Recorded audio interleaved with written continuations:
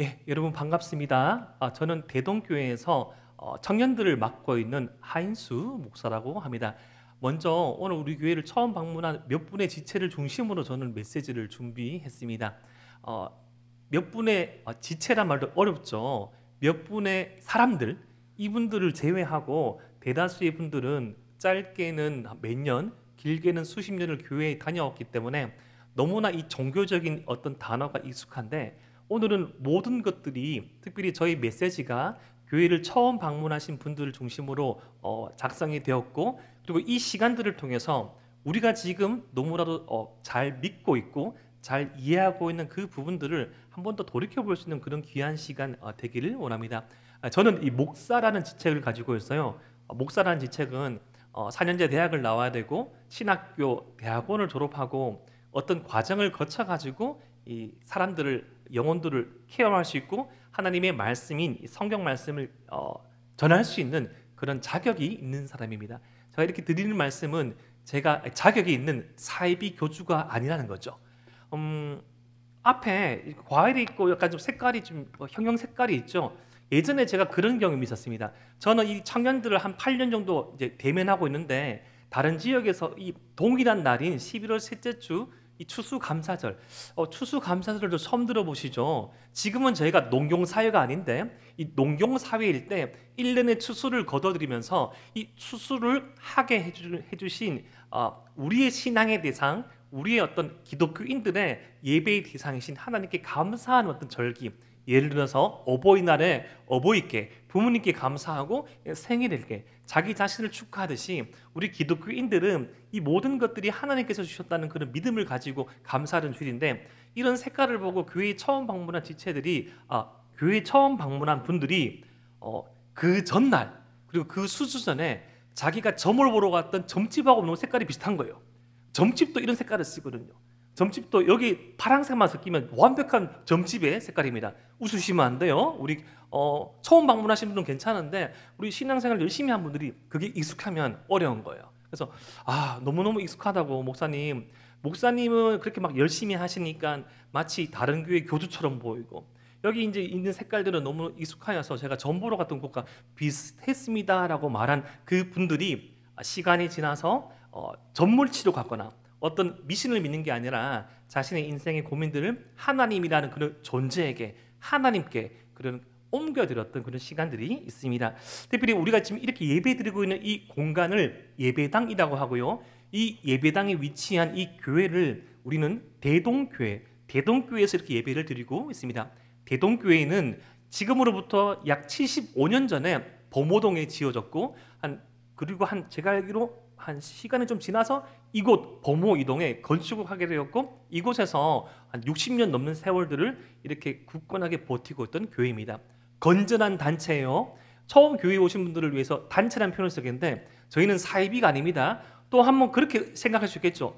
목사님이란 아저씨 혹시 헌금 주머니 돌리던데 그 헌금 주머니에 들린 돈은 누굴 위해 씁니까? 예, 교회를 위해서 쓰이는데, 교회에서 걷어들인 그 헌금은 예를 들어서 우리 교회 안에 있는 어떤 운영을 위한 그런 돈으로 쓰이기도 하고, 우리 교회 안과 밖에 어려운 분들을 위해서 그렇게 쓰이기도 하고, 그리고 같은 신앙생활을 하고 있는 이 신앙을 가지고 다른 나라에서, 예를 들어서 아프리카나 아니면 다른 동남아시아나 다른 지역에서 이 선교 활동을 하고 있는 그런 분들에게 그 헌금이 전달되어지고, 그 헌금을 통해서 교회의 어떤 사업들이 진행되어집니다. 아무튼 그렇게 한번 설명을 드리고 한번 이야기를 드리려고 합니다. 특별히 우리 교회가 속해 있는 이 대동교회가 속해 있는 대한예수교 장로회라는 이 단체는 아주 합법적이고 적법적이고 건전한 단체입니다.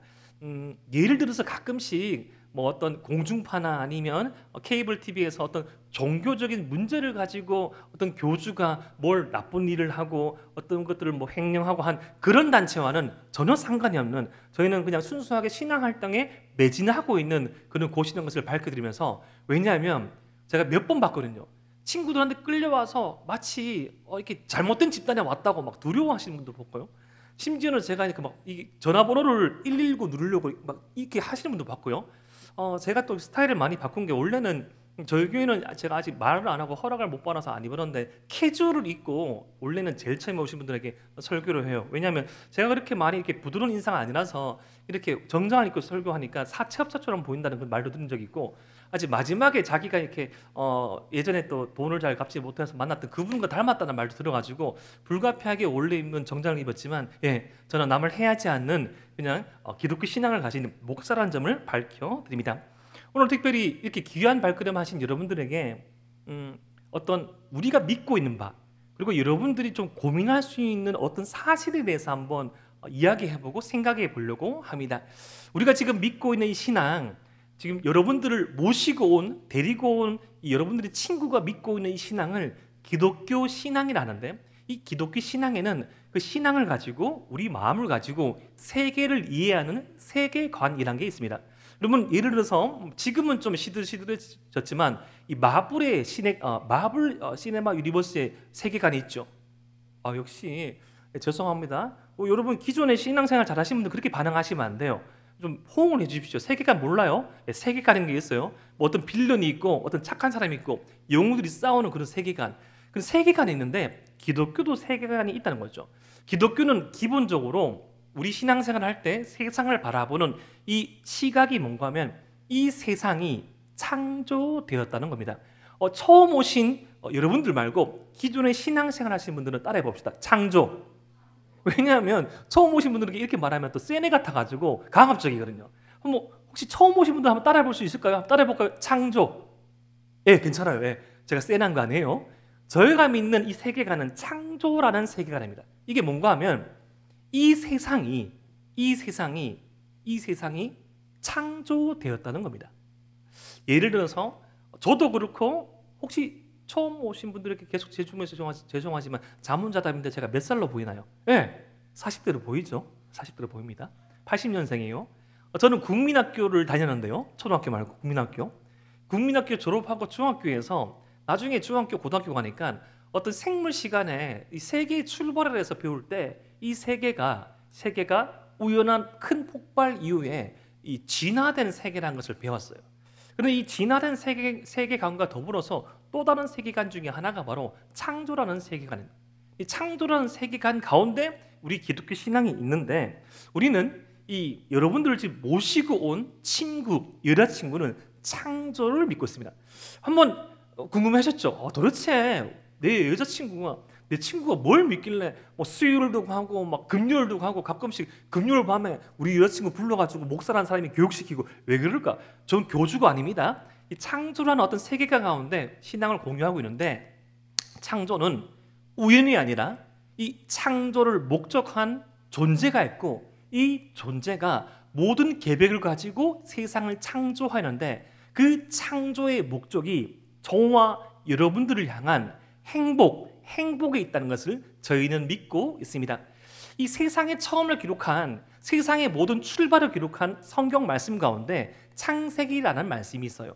그럼 창세기 1장 1절과 1장 2절 말씀을 기존에 열심히 신앙생활 하던 여러분들 함께 한번 읽어보겠습니다. 시작! 태초에 하나님이 천지를 창조하시니라. 땅이 혼돈하고 공허하며 흑암이 깊음 위에 있고 하나님의 영은 수면 위에 운행하시니라. 이 창조에 대한 이야기를 하면서 성경의 제일 처음에 있는 부분이에요. 이 제일 처음에 있는 부분에 이 창조를 이야기하면서 이 세상의 출발점에서 이 세상이 가질 수 있는 어떤 본질, 어떤 정체성을 보여주는데, 이러한 정체성이 있다고 합니다. 혼돈, 공허, 흑암. 여러분 기존에 출생하시는 우리 에바다와 다윗, 여러분 에바다와 다윗이라는 그 이름도, 에바다는 대학생 연령대의 청년부 모임을 말하고 청년들의 모임을 말하는 거고, 다윗은 대학생 이상의 청년들의 모임을 말합니다. 자, 에바다 다윗, 줄여서 에바 다윗이라는데 우리 에바 다윗 청년들 따라 볼까요? 혼돈, 공허, 흑암. 이것이 사람이라는 존재가 사람이 살아가는 이 세상에서 흔히 직면할 수 있고 흔히 마주할 수 있는 세상의 어떤 상황이라는 거죠. 혼돈, 혼란스러워요. 어디로 가야 할지, 이 시간이 어떻게 흘러가는지 몰라요. 공허합니다. 무언가를 하여도 이 무언가로 채워지지 않는 사람의 마음이 있고, 허전함이 있습니다. 흑암, 내일 일을 몰라요.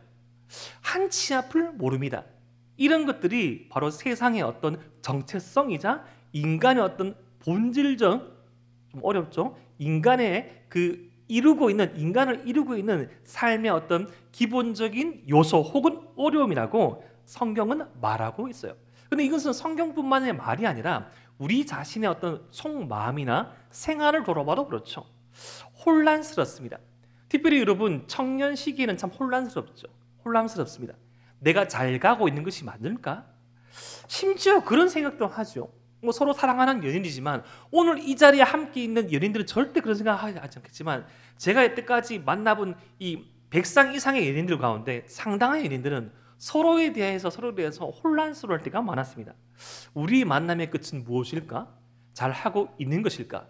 라는 것은 연인 관계뿐만 아니라 자신이 지금 종사하고 있는 직업, 자신이 지금 공부하고 있는 어떤 진로과 그리고 어떤 자신의 인간관계에서도 혼란스러울 때가 맞다는 것이죠.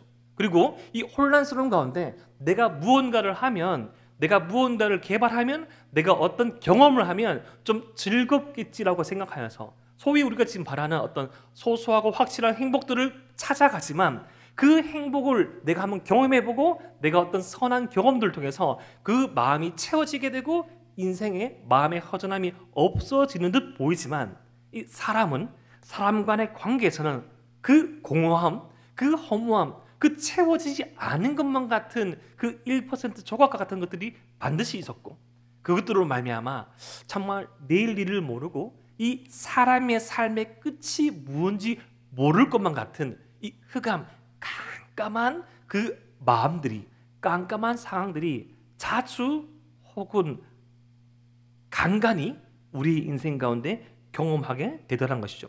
그런데 그런 세상의 모습을 하나님께서 딱 바라보시고 그 혼돈과 공허하고 흑암 가운데 있던 세상 가운데 하나님께서 선한 계획을 가지고 창조를 하셨습니다. 이 땅을 만드시고 하늘을 만드시고 모든 어떤 피조된 만들어진 세계를 만드시고 제일 마지막 날에 하나님과 함께 교류할 수 있는, 하나님과 함께 커뮤니케이션 할 수 있고 하나님과 함께 더불어 살아갈 수 있는 존재, 저와 여러분 사람을 만드셨습니다. 여러분 저는 저희 집에 예전에 제가 지금으로부터 한 26년 8년 더 됐네. 한 23살에 헤어졌으니까 한 20 몇 년쯤 헤어진 깐돌이라는 개가 있습니다. 깐돌이.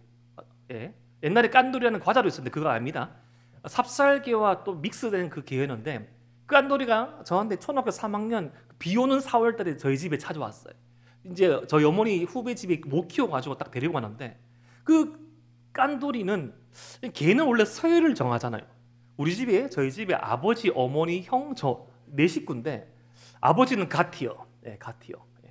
거의 이렇게 T1, 거의 롤에서 저 위에 있는. 그리고 이게 어머니는 에메랄드 티어 그 정도 되고 저희 형은 자기보다 높은 존재였는데 저만 유일하게 자기보다 하급이었어요. 왜냐면 그게 어디서 등장했냐면 제가 깐돌이를 부를 때마다 깐돌이는 무시가 아니고 별로 신경 안 씁니다. 깐돌아 이렇게 말하면 보면서 이렇게 가고 항상 이 깐돌이가 저한테 올 때 당시만 해도 이제 애완동물에 대한 반려동물에 대한 어떤 좀 이렇게 복지 혜택이 많이 없었거든요. 저는 좀 아쉽게 좀 미안한 게 마음에 뭔가 하면 깐돌이는 게 사료를 한 번도 먹지 못했습니다. 항상 저희가 먹던 밥들을 같이 먹었는데 그리고 좀 신장사상충 그런 주사도 한 번도 안 맞았는데 14년 이상을 건강하게 살았어요. 그런데 그 친구가 항상 저에게 찾아오는 시간이 있었습니다. 그게 뭔가 하면 지금도 되게 제가 가끔씩 이렇게 인상을 쓰면 되게 우울하게 생기는데 그때는 더 우울하게 생겼거든요. 항상 이렇게 정말 우울하게 생겼어요. 그 우울한 표정을 짓고 그 사춘기 소년인 이 하인수가 그 마당에서 주저앉아 있을 때 혹시 내 마음속에 밀려오는 인생에 대한 우리 가정에 대한 근원적인 질문? 왜 이럴까 우리 집은? 왜 우리 집은 이렇고 왜 아빠는 이렇고 왜 엄마는 이럴까? 라는 가족에 대한 어떤 아픔들, 나란 존재에 대한 풀지 못하는 혼돈, 공허, 흑암의 시간 가운데 내가 흐느끼고 있을 때 항상 깐돌이가 찾아왔습니다. 찾아와서 주저앉아 있는 저 허벅지 위에 턱을 딱 개고 턱을 막 흔들면서 울고 있는 저를 쳐다봤습니다. 인수야 힘들지? 라는 것 같았어요. 그래가지고 울고 있던 제가, 소년인 제가 눈물을 나고 이렇게 보면 걔가 저를 이렇게 죄송합니다 이렇게 핥아주면서 2번 핥아주고 갔어요. 너무너무 깐돌이가 고마웠습니다. 얼마나 고마운지. 와. 그래서 가끔씩 제가 이제 원래 뭐 여름 지나고 잠깐 좀 생각할 일이 많아가지고 뭐 보다가 인스타에 알고리즘이 형성된 적이 있는데, 제가 이제 반려동물들을 좀 보다 보니까 인스타와 유튜브가 계속 끊임없는 알고리즘들을 저한테 뭐 캣맘이니 뭐 저를 간택당하는 그것을 계속 보내주더라고요.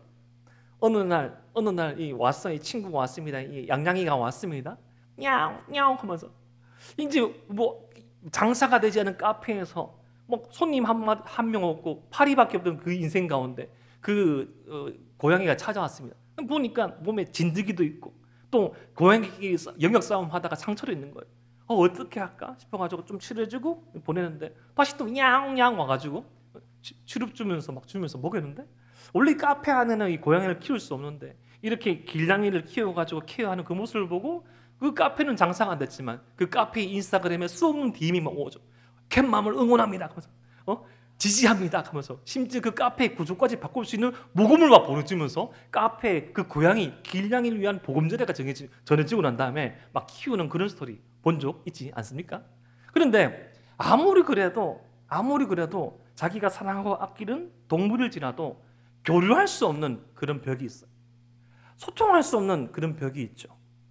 그런데 하나님께서 이 세상을 만드시고 저와 여러분들을 만드시고 교류하고 싶고 커뮤니케이션 하고 싶다는 그 존재로 만드셨다는 것은 이용하고 버려지는 존재가 아니라, 어떤 분이 그렇게 되게 무서운 말씀하더라고요. 목사님 요즘에 참 반려동물을 이렇게 좀 거기에 마음을 주고 막 하지만 가끔씩 인간의 그 잔혹함이 언제 드러나는지 아십니까? 필요 없으면 버리잖아요. 그때 제가 생각지 못한 그 시각을 듣고 충격받았습니다. 그렇죠. 이 자그마한 고양이는, 특히 고양이 같은 경우에 이 개처럼 충성적이지 않으니까 좀 귀여워서 키웠더니 먹여주고 살려주는 주인도 못 알아버릴 때 막 그리고 무심한 아저씨들 막 버리고 도망갈 때 끝까지 막 따라오잖아요. 근데 마치 아무리 자기가 필요할 때는 막 이게 안아주고 좋아해주다가 필요 없으면 버려지는 동물과 사람 관계가 아니라, 하나님께서는 세상 모든 것들을 지으시고 우리 사람과 함께 더불어 살기를 꿈꾸면서 하나님께서 바라시는 그 어떤 마음의 가치가 사람에게 전하여지기를 생각하시고 그것들을 실행할 수 있는 자유의지라는 것을 사람과 하나님 사이에 그렇게 심겨져 놓으셨습니다. 사람은 그냥 하나님께서 만든 공산품이 아니라 사람의 그 마음 속에, 사람의 그 인생 속에 하나님께서 자유를 주셨어요. 근데 그 자유는 하나님과 더욱더 가까이, 하나님과 더욱더 친밀하게 살아갈 그 선택하실 자유를 주셨어요. 예를 들어서 그런 사람 없겠죠. 바람 피기 위해 결혼하는 사람이 있습니까? 예를 들어서 막 이렇게 너무 또 이렇게 쏙쏙하니까 제 마음에 비수가 오네요. 저는 그렇지 않습니다. 이렇게 막 예문을 막 꽂아주는데 신랑 하인수 군은 신부 장효정 양을 영원토록 사랑할 것을 맹세합니까? 네! 약속을 하는 거죠. 이 약속을 하는데 그 약속을 지키기 위한 그 자유는 소중한 가치를 지킬 수 있는 자유입니다. 근데 인간은 흔히 그 자유라고 했을 때 하나님께서 우리 사람들에게 어떤 자유를 주셨어 라고 말하지만, 하나님에 대해서 오해하거나 잘 모르는 사람들은 자유를 주셨다고? 하지만 그 기독교는, 기독교의 어떤 교리나 기독교의 가치는 뭐 하지 마라, 뭐 해라 그런 거잖아. 예, 그런 것들이 있어요.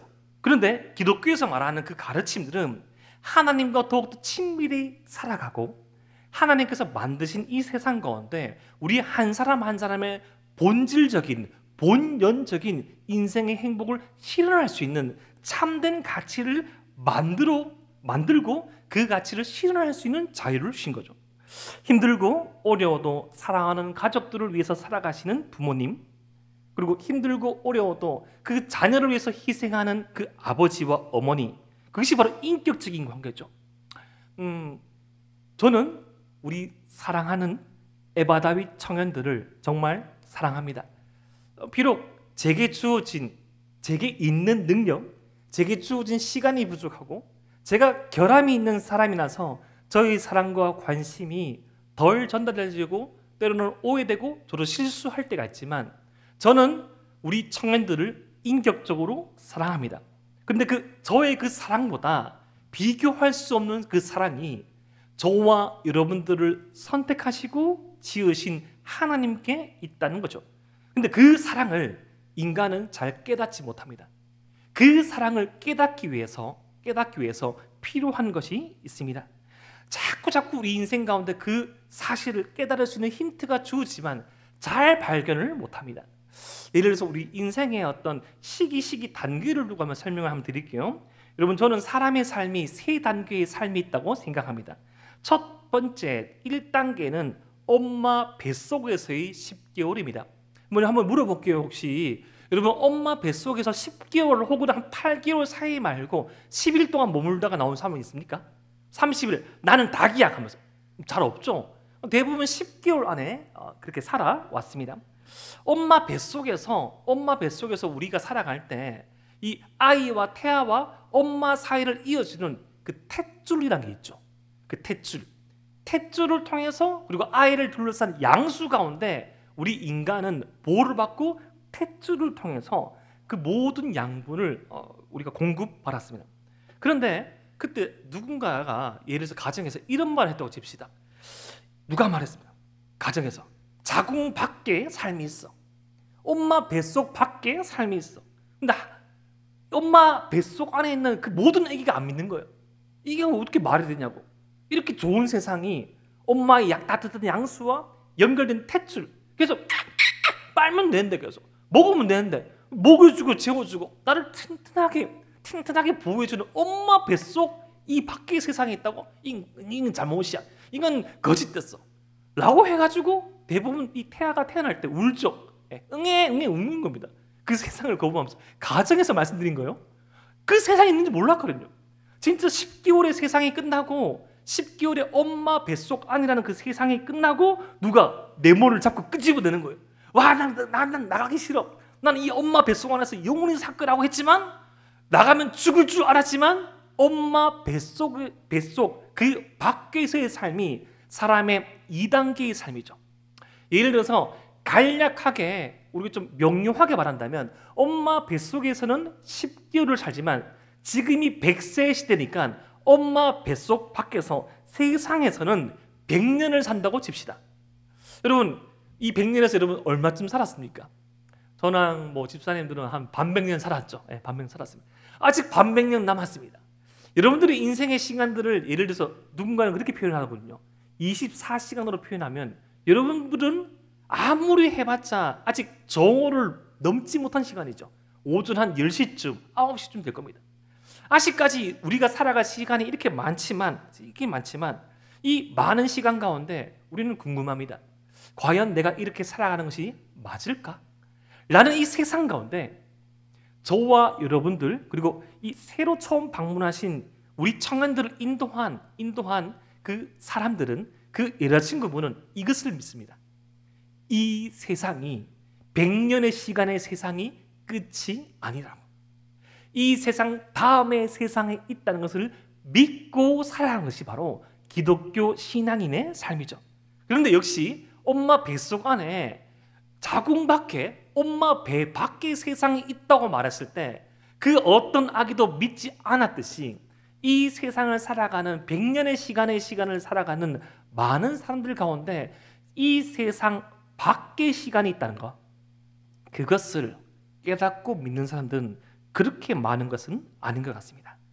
그런데 지금 이 땅에서의 이 몸을 가지고 호흡을 가지고 살아가는 이 100년의 시간은 그 나머지의 시간, 100년 이후의 시간을 준비하는 시간입니다. 우리 기독교 신앙은 예수님을 우리 인생의 주인으로 여기고 살아가는 기독교 신앙은 100년 이후의 시간을 영원하다고 믿습니다. 우리는 이 기독교 신앙인들은 모두 다가 영원히 산다고 믿어요. 영원히 기쁘게 살거나 영원히 불행히 살거나 인생에는 두 가지 길밖에 없다고 하죠. 근데 이 결정적인 이 두 가지 길밖에 없다라고 하는 이 지점에서 하나님을 믿지 않고 기독교 신앙을 믿지 않는 분들은 참 기독교가 배타적이라고 말합니다. 왜 이렇게 독선적이냐고. 기독교를 믿어야지 기독교 안에만 영원한 행복이 있고 기독교 밖에는 소위 지금 넷플릭스에서도 또 두 번째 연재됐지만 뭐 지옥이 딱 하면서 넷플릭스에 뭐 지옥 2 뭐 그런 거 보면 갑자기 막 지옥의 사자들이 와가지고 막 끌고 가는 그런 것들. 뭐 우리 기독교 신앙에서 바라보고 있는 지옥은 꼭 그런 이미지만은 아닙니다. 이 기독교 신앙에서 지옥이란 행복하지 못한 삶이란 하나님과의 연결이 끊어진 삶입니다. 하나님과 함께 걸어가지 못한 삶, 조금 더 어려운 말로 사람이 내가 인생의 모든 책임을 지고 가는 삶, 그것이 바로 어쩌면 지옥일 수 있다고 바라보고 믿는 것이 기독교 신앙이에요. 저도 이렇게 45줄 먹고 이렇게 목사로 살았고 있지만 저는 엄마 뱃속에서부터 교회를 다녔지만 한 19년, 20년의 시간은 몸은 교회에 출석했지만 제 마음은 하나님을 그리고 기독교 신앙을 좀 받아들이지 못했습니다. 제가 좀 책임져 보려고 했어요. 제가 좀 책임져서 어떤 인생의 불편함들을 힘듦을 제가 다 책임지려고 했습니다. 특별히 저는 처음 이제 태어날 때부터 몸이 좀 더 많이 아파서 이 아픈 몸을 좀 책임지고 제가 태어나고부터 계속 시간이 지날 때마다 저희 집이 점점점 더 경제적으로 힘든 것을 보고 그것을 극복하고자 많이 노력했습니다. 그런데 제가 했던 그 노력보다 더 심한 어려움들이 찾아오면서 어쩌면 우리 사람이 자기가 살고 있는 그 상황과 환경을 바꾸어서 행복해지지 않을 수도 있다는 가정을 해봤습니다. 생각을 해봤어요. 그러던 찰나 제게 큰 어려움이 찾아오는데 그 어려움보다 더욱더 그 어려운 상황 가운데 저를 다 뒤덮는, 저를 엄마의 따스한 품처럼 덮어주는 사랑을 만났는데 그 사랑이 바로 예수님의 사랑이었습니다. 그 예수님께서 그 세상의 그 어떤 신도 자기가 만들어 놓은 세상 가운데 피조물인 인간에게 사랑해달라고 마치 구걸하는 듯한 어떤 그런 집중적이고 끊임없는 사랑을 베풀어주는 이 가운데 그것이 제 마음속에 믿어지게 되는 순간이 있었어요. 그때 그 믿어지는 그 순간 가운데 이런 말씀을 제가 한번 봤습니다.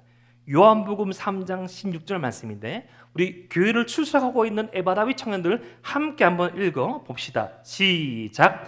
하나님이 세상을 이처럼 사랑하사 독생자를 주셨으니 이는 그를 믿는 자마다 멸망하지 않고 영생을 얻게 하려 하심이라. 아멘.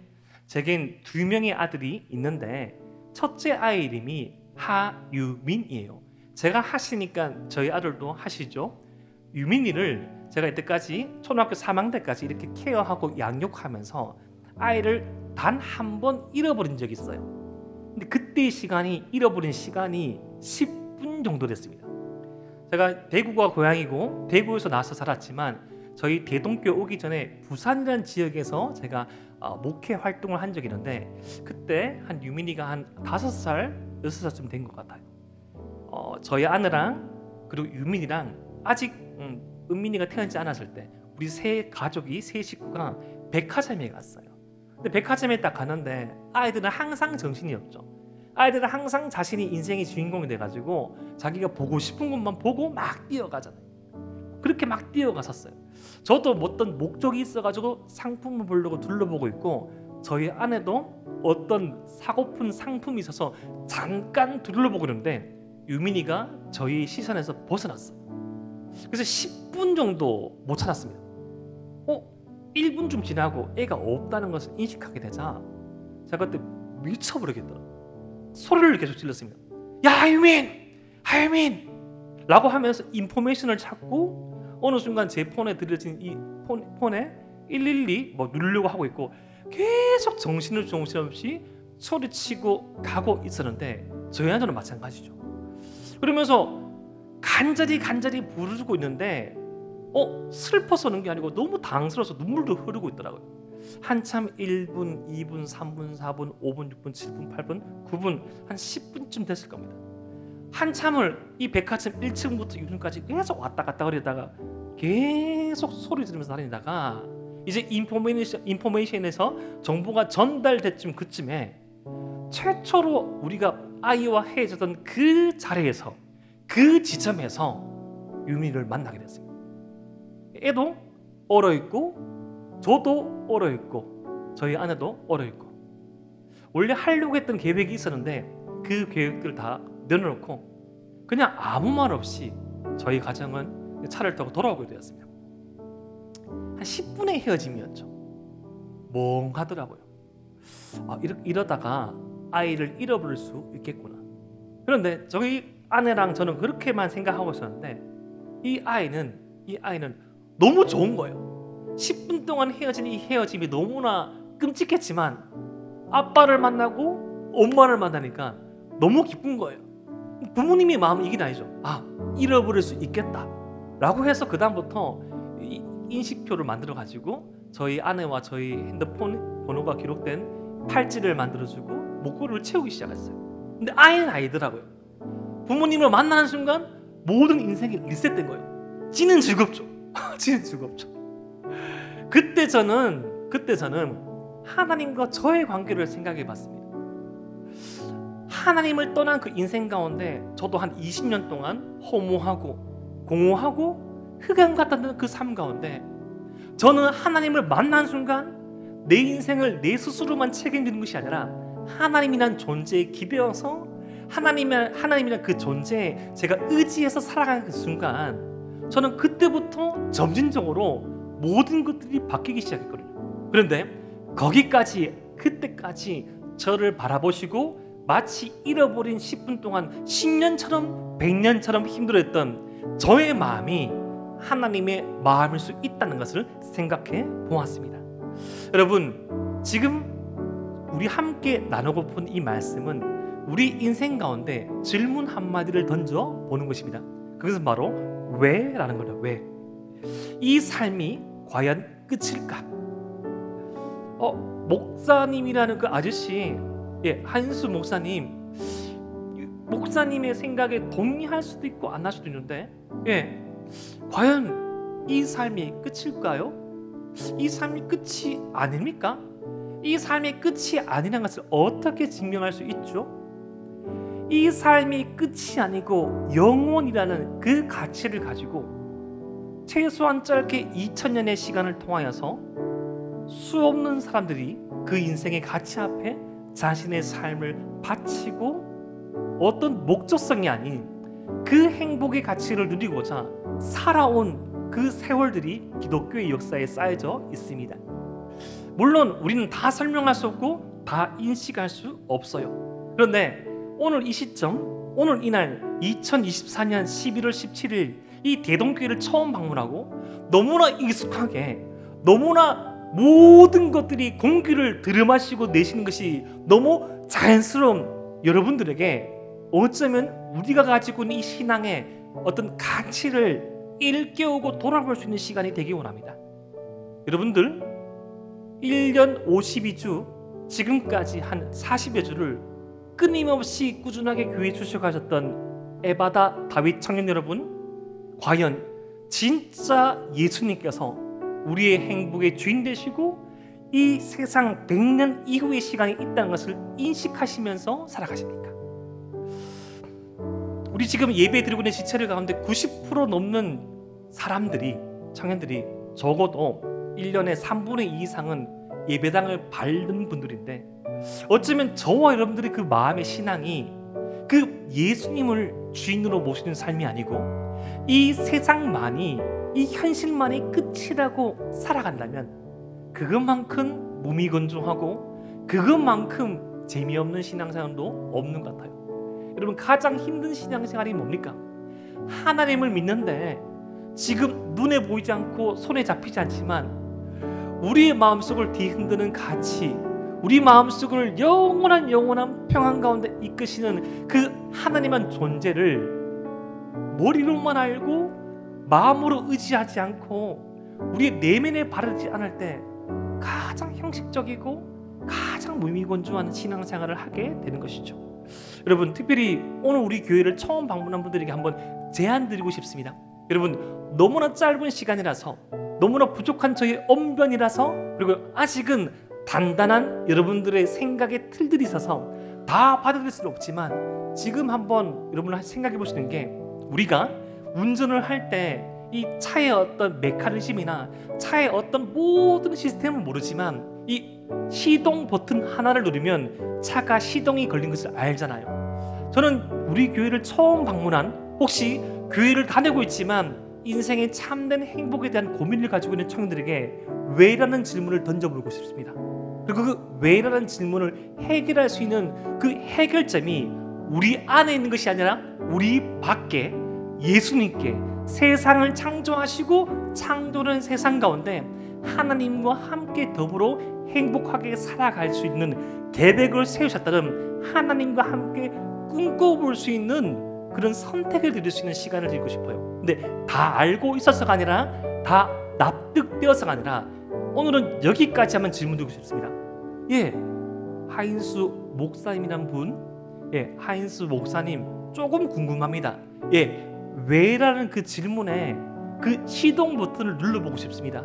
여러분, 에바라와 다윗 신앙생활 너무나 잘하고 있는 지체들이지만 우리 스스로는 또 질문 한번 던져보지 못했네요. 과연 이 삶의 끝에 무엇이 있고 이 삶에 우리 신앙이 어떠한 의미인지를 다시금 되새겨 보고 싶습니다. 다시금 그 의미를 살펴보고 싶다는 그런 청들이 있다면 이 시간 제가 드리는 기도를 한번 따라서 했으면 좋겠습니다. 한번 따라서 해볼까요? 특별히 같이 신앙생활 잘하고 있던 여러분들이 큰 소리를 했으면 좋을 것 같습니다. 따라합시다. 주 예수님, 저는 이제까지 저를 믿고 살아왔습니다. 더 솔직히 말하면 저도 못 믿었습니다. 힘들 때도 많았고, 외로울 때도 많았고, 슬플 때도 많았습니다. 이제는 저의 인생을 저 혼자 책임지는 것이 아니라 세상을 지으신 하나님께, 저를 사랑하시는 예수님께 함께 지으려고 합니다. 지금 이 시간 제 삶 속에, 저의 마음 속에 들어와 주셔서 저의 주님이 되어 주세요.